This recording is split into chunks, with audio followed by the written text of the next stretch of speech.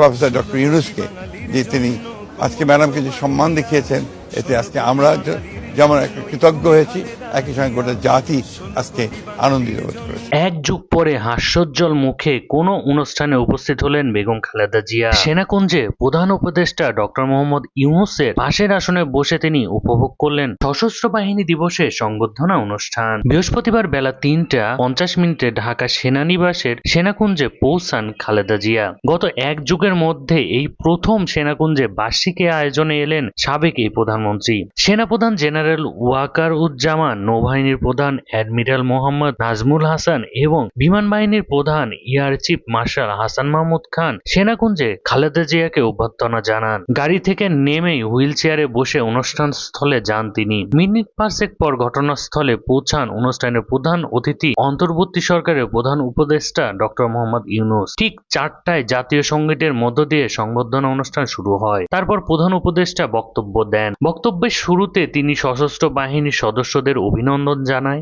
এবং মুক্তিযুদ্ধে বীর শহীদদের স্মৃতির প্রতি শ্রদ্ধা জ্ঞাপন করেন। এরপর প্রধান উপদেষ্টা বলেন, শহীদ রাষ্ট্রপতি জিয়াউর রহমানের স্ত্রী বেগম খালেদা জিয়া এখানে এসেছেন। এক যুগ তিনি এখানে আসার সুযোগ পাননি। আমরা গর্বিত এই সুযোগ দিতে পেরে। দীর্ঘদিনের অসুস্থতার পরও বিশেষ দিনে সবার সঙ্গে শরিক হওয়ায় খালেদা জিয়াকে ধন্যবাদ জানিয়েছেন। তার আশু রোগ মুক্তি কামনা করেছেন প্রধান উপদেষ্টা ডক্টর মোহাম্মদ ইউনূস।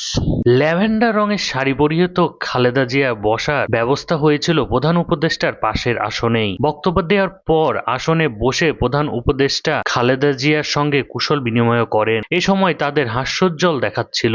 বিএনপির মহাসচিব মির্জা ফখরুল ইসলাম আলমগীর ও তার স্ত্রী রাহাত আরা বেগম, দলের স্থায়ী কমিটির সদস্য মির্জা আব্বাস, গয়েশ্বরচন্দ্র রায়, আব্দুল মঈন খান, নজরুল ইসলাম খান, আমির খসরু মাহমুদ চৌধুরী, ইকবাল হাসান মাহমুদ টুকু, সেলিমা রহমান, হাফিজ উদ্দিন আহমেদ সহ আমন্ত্রিত জ্যেষ্ঠ নেতারা উপস্থিত ছিলেন এই অনুষ্ঠানে। গণফোরামের প্রতিষ্ঠাতা কামাল হোসেন, জেএসডির আসম আব্দুর রফ, জামায়াতে ইসলামের শফিকুর রহমান সহ বিভিন্ন রাজনৈতিক দলের শীর্ষ নেতারা অনুষ্ঠানে এসেছিলেন। বিকেলে 3:30টায় গুলশানের বাসা ফিরোজা থেকে নিজের সাদা গাড়িতে চড়ে সেনানিবাসের উদ্দেশ্যে রওনা হন খালেদা জিয়া। গাড়িতে তার পাশে ছিলেন ছোট ছেলে আরাফাত রহমান, কোকর স্ত্রী শর্মিলা রহমান। বিএনপি স্থায়ী কমিটির সদস্য ও চেয়ারপারসনের ব্যক্তিগত চিকিৎসক অধ্যাপক এজেড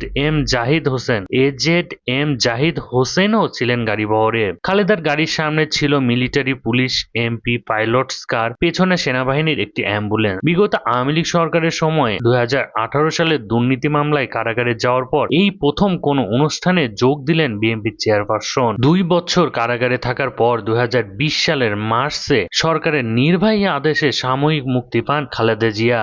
গত 5 আগস্ট আওয়ামী লীগ সরকার পতনের পর রাষ্ট্রপতি দ্বন্দ্ব মওকুফ করে তাকে মুক্তি দেন। সাময়িক মুক্তির পর থেকে তিনি কয়েক দফা হাসপাতালে ভর্তি হয়েছেন। এর বাইরে কখনো বাসা থেকে বের হননি। রাজনৈতিক কর্মসূচি বা কোনো ধরনের অনুষ্ঠানেও তাকে দেখা যায়নি। খালেদা জিয়ার এই দিন বাসা থেকে বেরিয়ে গাড়িতে ওঠার সময় রাস্তায় জড়ো হওয়া বিএনপি কর্মীরা পুরো এলাকা স্লোগানে মুখরিত করে তোলে। সেনাকুঞ্জের অনুষ্ঠানের শেষ বিকেল 5টা 25 মিনিটে বাসায় ফেরেন খালেদা জিয়া।